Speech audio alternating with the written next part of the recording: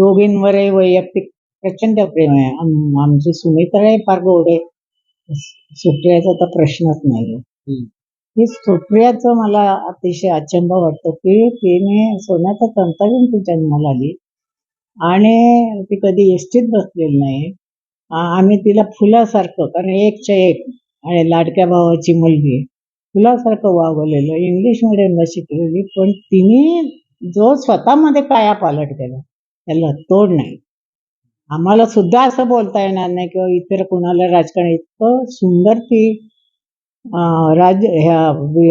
लोकसभेत बोलते की सगळे विरोधी पक्ष सुद्धा कानात प्राण आणून ऐकत असतात. ही पित्ती म्हणजे मी तिला हे लिहिते की बापसे बेटी सवाई, असं कधी कधी मला लिहावंसं वाटतं. तिचा अभ्यास प्रचंड आहे. तिने फार प्रगती केली आहे. मराठी नीट बोलता येत नव्हतं.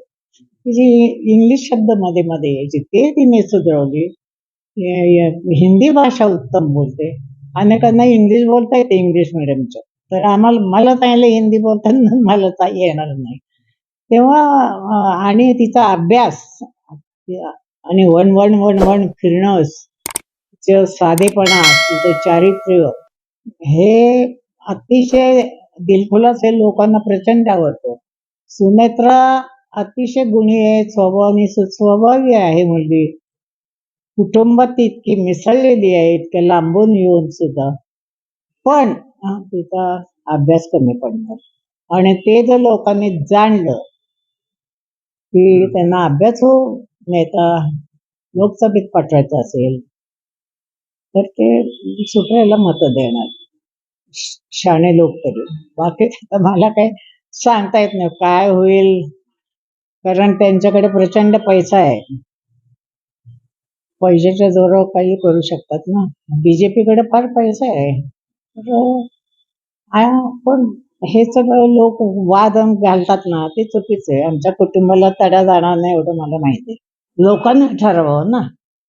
शरद पवारांचं काम आणि अजित पवारांचं काम. अजितच कामाचा धडा काय हो, पण पाया कोणी घातलाय असे ना. जेव्हा यशवंतराव चव्हाण आमच्या घरी आले, शरद पवार पहिल्यांदाच निवडून आले ते. यशवंतराव म्हणले, शरद ही तुझी मतं नाहीये, ही मतं तुझ्या आई वडिलांची. कारण माझ्या आई वडिलांना लोकांवर अत्यंत प्रेम केलं आई वडिलांनी. लांबून माणूस दिसला तर एक चहा टाका असं माझे वडील करायचे. आम्ही लोकांचं आम्हाला प्रेम प्रचंड. आता माझ्या घरी सुद्धा रोजचे 25 लोक येतात. त्यांची काही अपेक्षा नसते, चेहरा बघतात, जातात, तेंडे पाटलांना नमस्कार करतात. तसंच सगळं कुटुंब आहे आमचं. त्यामुळे काय होतं ते बघू. आता मी अतिशय चांगला उमेदवार दिलाय, निष्कलंकित आहेत, शांत चव्हाणी, कधी त्यांच्या जिभेवरचा तोल जात नाही. आणि कोल्हापूरची जनता म्हणजे लई भारी. शाहू फुले आंबेडकरांचे विचार घेऊन ही कोल्हापूर जनता तयार झालेले. काही चुकीचं घडलं की पहिली ठेंगी कोल्हापूरून पडते.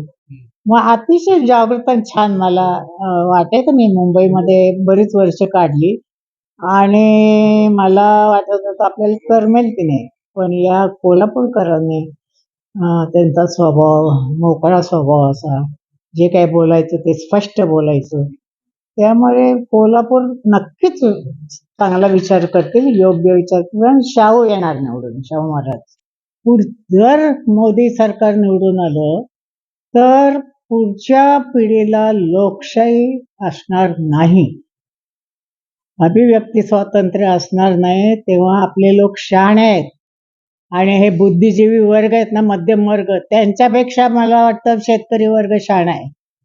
तेव्हा बुद्धिजीवी लोकांनी सुद्धा विचार करावा आणि एकजुटीने मोदी सरकार घालवावं असं मला वाटतं.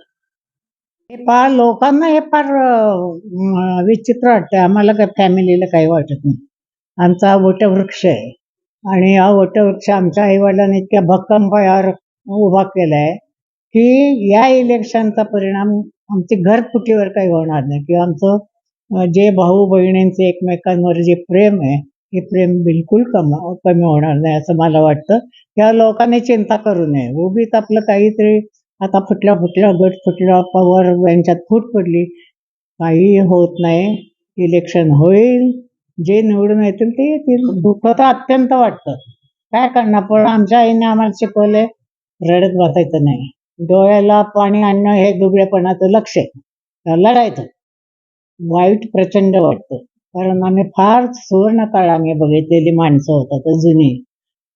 आणि कसा तो सुटतो मला काही कळत नाही. पण या बीजेपीचा रोग सगळा शरद पवार होणार आहे.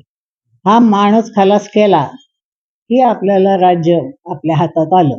म्हणून ते आंब्याच्या झाडाला जसं दगड मारतात लोक, तसं ते शरद पवार दगड मारतात. आणि अजितचा ते तोल थोडासा सुटला असेल, पण त्याने तर दुःख झालेले आहे. नाही नाही, अजित चुकला असेल नसेल ते काही मला कळत नाही. पण शरदच्या विषयी जी काही भाषा आली त्याच्या तोंडून ते बोलता बोलता झालं असेल. त्याच्या मनात तसं काही नसेल, कारण तो संवेदनशील आहे. आम्ही त्याला लहानपणापासून ओळखतो. कदाचित त्याला आता पश्चातापही झाला असेल, पण दुःख नाही, निश्चित झालं दुःख.